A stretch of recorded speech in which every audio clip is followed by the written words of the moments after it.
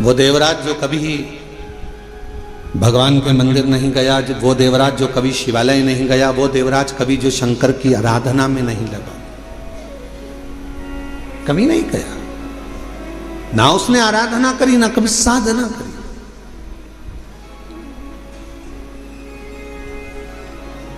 चोरी का धन लिया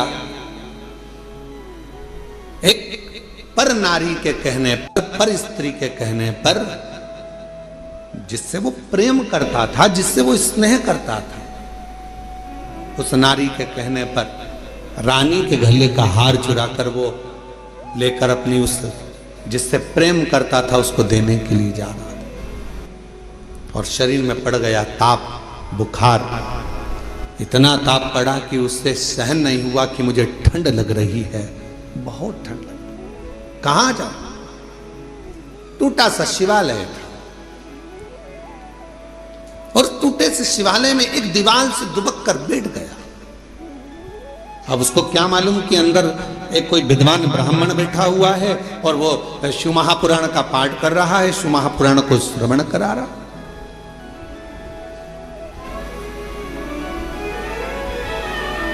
पूरी दुनिया में सारी पुराणों में केवल एक पुराण ऐसी है, शिव महापुराण, जो किसी यजमान को नहीं सुनाई जाती, जिसका श्रोता यजमान नहीं होता, जिसका श्रोता दुनिया का कोई व्यक्ति नहीं होता, जिसका श्रोता केवल सारी पुराणों में केवल एक पुराण है। श्रीमद् भागवत को आप उठाएंगे तो राजा परीक्षित उसका श्रोता है, फिर कोई पुराण उठाएंगे तो उसका काशी नरेश एक श्रोता है, फिर कोई पुराण उठाएंगे उसका श्रोता यह है, पर शिव महापुराण का कोई श्रोता नहीं। शिव महापुराण का केवल एक श्रोता है, वो देव अधिदेव महादेव और माता पार्वती जी कथा को श्रवण करने के लिए। 5 दिन यदि शिव महापुराण की कथा होती है, 7 दिन यदि शिव महापुराण की कथा होती है, मुख्य यजमान के रूप में जैसे साहू साहब यहाँ दामोदर जी बैठे हैं, दामोदर प्रसाद जी बैठे हैं, इनका परिवार बैठा है, या जिस तरह से आप सब इस पवित्र कथा को श्रवण करने के लिए बैठे हो, तो ये सोच कर बैठना 5 दिन आप कोई इंसान नहीं हो, 5 दिन आप कोई मनुष्य नहीं हो, 5 दिन आप कोई भी तुम्हारा नाम हो वो अपनी जगह पर है। 7 दिन 5 दिन जब कोई कथा का यजमान बनकर बैठता है तो उस जगह पर वो स्वयं नहीं बैठता, स्वयं देव अधिदेव महादेव उसके यजमान बनकर बैठते हैं उसके रूप में।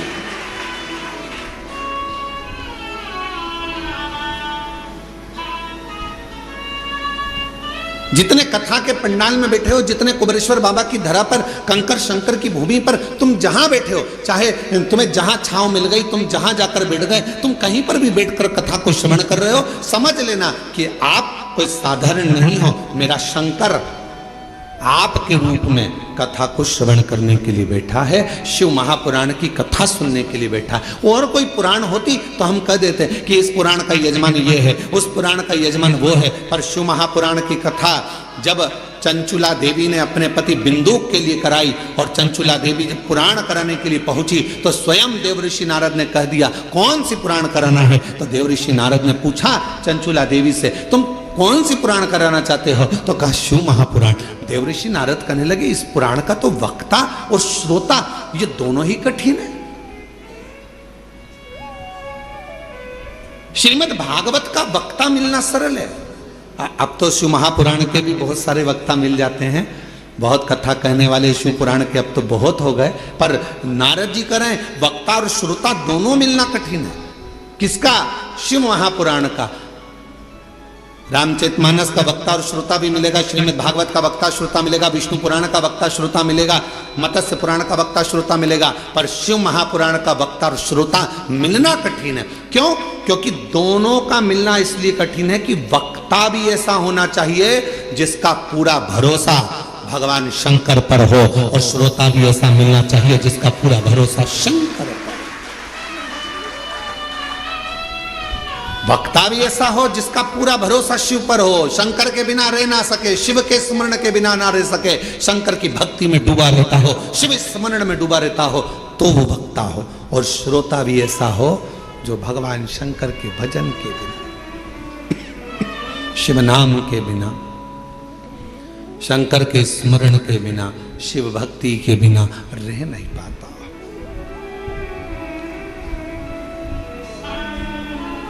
ये जो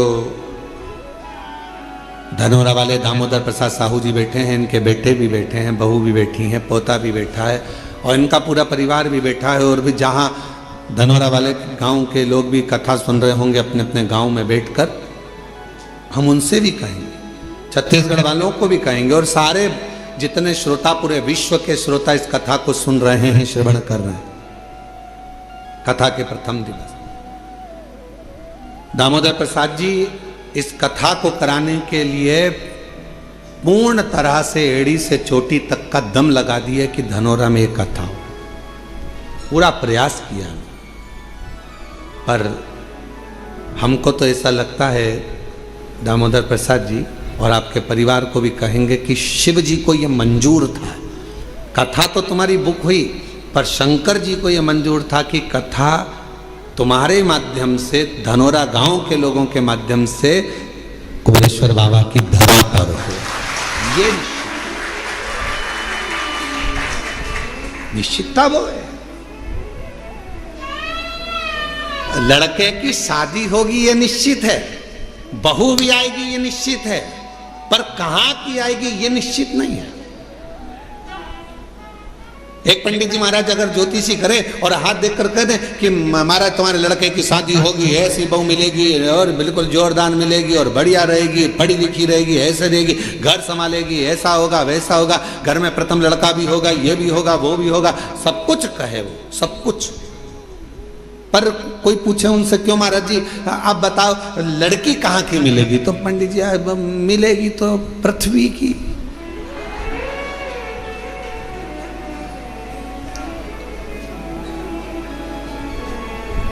मिलेगी तो पृथ्वी की। एलईडियां चालू करो बाहर की, तो मिलना तो पृथ्वी की है, मना नहीं। अब वो कहे नहीं महाराज जी अब वो पृथ्वी की तो मिलेगी, हमें मालूम है कि अंतरिक्ष की थोड़ी ना मिलेगी, ऊपर की थोड़ी ना मिल जाएगी है? पर ये तो बताओ कि मिलेगी कहाँ की? तो इतने में कहा कि हाँ, उत्तर से दक्षिण और पूरब से पश्चिम, इसी के बीच की मिलेगी। अब इतने में फिर उन्होंने कहा नहीं महाराज मिल तो जाएगी, पर वो पूरब से पश्चिम, उत्तर से दक्षिण मिलेगी कहाँ की? तो फिर कहा हाँ लड़की मिलेगी। अरे वो लड़की तो मिलेगी, पर मिलेगी तो भगवान ने निश्चित कर दिया, कथा दे दी, इतनी तारीख से इतनी तारीख तक है, धनोरा गांव में होगी, ये होगा वो होगा, सब कुछ निश्चित हो गया। और ये पूछे दामोदर प्रसाद साहू जी से, इनके बच्चों से, टेंट भी हो गया, साउंड भी हो गया, भोजन भंडारे की व्यवस्था भी हो गई, सारा धनोरा गांव छत्तीसगढ़ का एक एक बच्चा तैयार, कथा हो रही है, कथा हो रही है, कथा हो रही है। और मालूम पड़े फिर शंकर जी को कुछ मंजूर होगा। शिव जी ने कहा दामोदर मास में दामोदर प्रसाद तुम हमारे पास आओ। शिव कथा कर रही है। देवराज नाम का ब्राह्मण, जो कि ब्राह्मण कुल में जन्म ले लिया, ब्राह्मण के घर में जन्म ले लिया, पर कभी ब्राह्मण कर्म नहीं कर पा रहा, ब्राह्मण कर्म से वंचित है।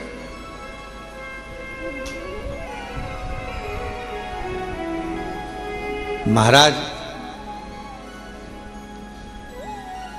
इस व्यासपीठ से निवेदन करूं आप सभी को, ब्राह्मण हो, क्षत्रिय हो, वैश्य हो, शूद्र हो, पर याद रखना सबसे पहले आप इस भारत की भूमि पर जन्मे हो, इस हिंदुस्तान में जन्मे हो, तो पहला शब्द आप हिंदू हो, इस बात का स्मरण रखें। आप हिंदू हो, ब्राह्मण हो, क्षत्रिय हो, वैश्य हो, शूद्र हो, अपनी जगह पर सबसे पहले आप सनातनी हो, भगवान देवाधिदेव महादेव की संतान हो। आप मेरे बाबा की औलाद हो, संतान हो, मेरे शिव की संतान।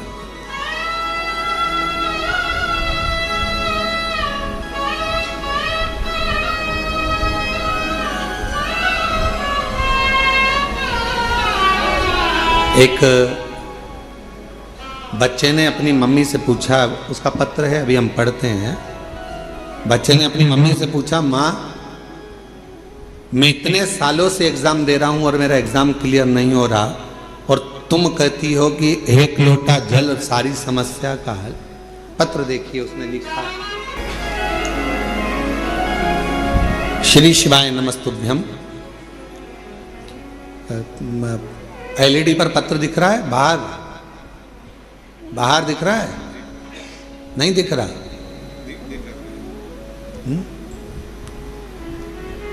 एलईडियां नहीं चल रही हैं क्या बाहर की? नहीं चल रही? क्यों नहीं चल रही? पता करो एलईडियां क्यों नहीं चल रही बाहर की। मना तो कर रहा है।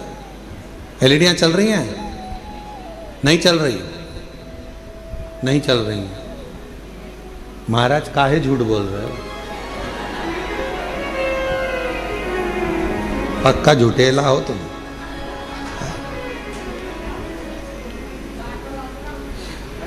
श्री शिवाय नमस्तुभ्यम गुरुदेव जी। मैं कृतेक शशि शंकर गुप्ता दिल्ली से हूं। कहीं बैठे हो शशि शंकर गुप्ता कृतेक, दिल्ली से हूं, कहीं बैठे हो? मैं कृतेक शशि शंकर गुप्ता दिल्ली से हूं। इंजीनियरिंग कॉलेज से इंजीनियरिंग की पढ़ाई की है गुरुदेव मैंने। अगर कहीं बैठे हो बेटा तो पीछे के रास्ते से आप आ जाइए एक बेलपत्र लेने के लिए। दिल्ली से आए हुए कृतेक शशि शंकर गुप्ता दिल्ली से। गुरुदेव कॉलेज के चौथे वर्ष में प्लेसमेंट्स सीजन शुरू हो गया था, जिसमें कॉलेज में कंपनियां आना शुरू हो गई थी। मेरी तैयारी के बाद भी मेरी किसी कंपनी में नौकरी नहीं लग पा रही थी। जैसे जैसे समय बीत रहा था मेरी हिम्मत टूट रही थी। एक समय ऐसा आ गया जब मैं केवल पूरे दिन बस टेंशन में सोया और रोया करता था। इतना टेंशन था कि मैं सोता और रोता रहता। मेरा किसी कंपनी में ज्वाइनिंग नहीं हो रहा था। तब मुझे मेरी मम्मी और परिवार वालों ने समझाया टेंशन लेने से कुछ नहीं होता, बस रोज बाबा को जल चढ़ा और बाबा पर सब छोड़। मेरा विश्वास नहीं हुआ, क्या शिवजी पे चढ़ा हुआ जल क्या मुझे नौकरी दे सकता है? मेरी माँ ने मुझसे कहा कि तू मेहनत कर, परिश्रम कर, रात दिन एक कर, होगा। ये मैं कहती हूं वो जल तुझे फल जरूर देगा। गुरुदेव बाबा पर जल चढ़ा और उन पर छोड़ दे।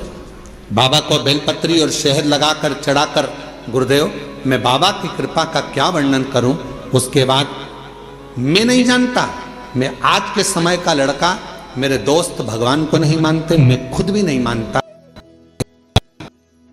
कहने पर जल चढ़ाया, बेलपत्र पर शहद लगाकर मैं गया और पहली बार मैंने बाबा का चमत्कार देखा कि मुझे एक कंपनी नहीं 3 बड़ी कंपनियों से जॉब का ऑफर आ गया। गुरुदेव 3 बड़ी कंपनियों से जॉब का ऑफर आ गया, जिसमें मैंने एक कंपनी ज्वाइन करी सॉफ्टवेयर डेवलपर के रूप में। यह कंपनी अमेरिका की सबसे बड़ी कंपनी है जिसमें बाबा ने मेरा जॉब लगवाया। मैं बाबा को यहाँ प्रणाम करने के लिए आया। अगर कहीं बैठे हो कृतेक शशि शंकर गुप्ता दिल्ली से हैं, अगर कहीं बैठे हो तो आ सकते हैं एक बेलपत्र लेने के लिए। मैं बाबा का आभार प्रकट करने के लिए यहाँ आया हूँ। बेटे का विश्वास अपनी माता के वचन पर और बाबा की कृपा से 3 कंपनियों से ऑफर, ये शिव की कृपा नहीं तो और क्या है। बधाई बेटा, बधाई। श्री शिवाय नमस्ते। पर आखिरी में भले उसका बचपन बिगड़ गया, भले उसकी जवानी बिगड़ गई, भले उसका पूरा जीवन बिगड़ गया, चोरी में लग गया, गलत काम में लग गया, वैश्यावृत्ति में लग गया, मदिरा पाने में लग गया, जुए में लग गया, सब गलत काम करा उसने जिंदगी में, पर मरने से पहले एक काम अच्छा करा। अगर चोरी का धन लेकर भी पहुंचा तो शंकर जी के शिवालय तक पहुंचा और बाबा ने उस पर करुणा कर